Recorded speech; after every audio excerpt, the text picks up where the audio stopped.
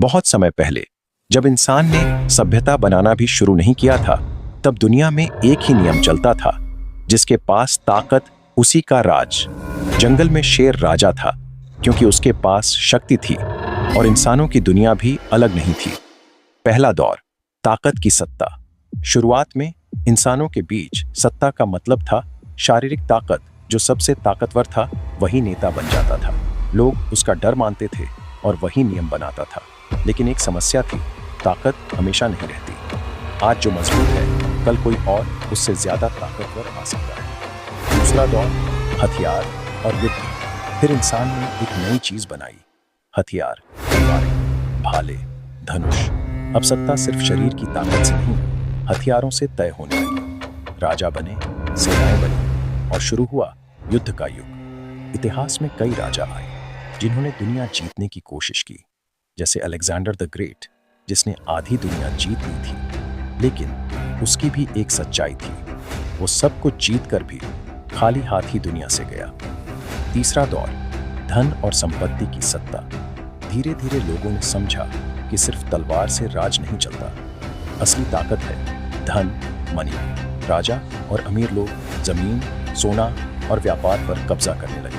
अब जो अमीर था वही शक्तिशाली था, लोग उसके लिए काम करते थे और वो उन्हें नियंत्रित करता था। चौथा दौर, दिमाग और विचारों की सत्ता। फिर एक बड़ा बदलाव आया। लोगों ने समझा कि तलवार से शरीर जीता जा सकता है, लेकिन दिमाग नहीं। यहीं से शुरू हुआ विचारों का खेल।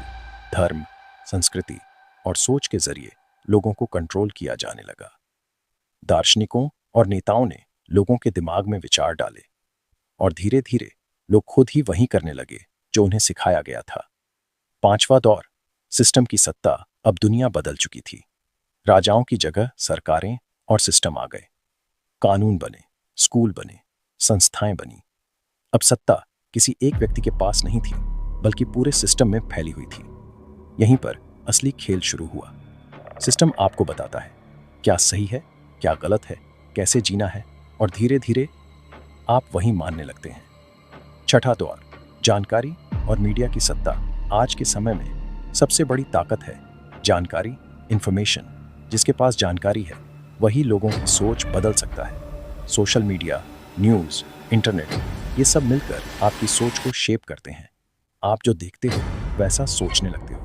सबसे बड़ा सच, सत्ता कभी खत्म नहीं होती, वो सिर्फ रूप बदलती है। पहले ताकत, फिर हथियार, फिर पैसा, फिर विचार। अब जानकारी, गहरी बात। Top 0.01% insight. असली सत्ता बाहर नहीं, आपके दिमाग में होती है। जिस दिन कोई आपकी सोच को कंट्रोल कर लेता है, उसी दिन वो आपको कंट्रोल कर लेता है।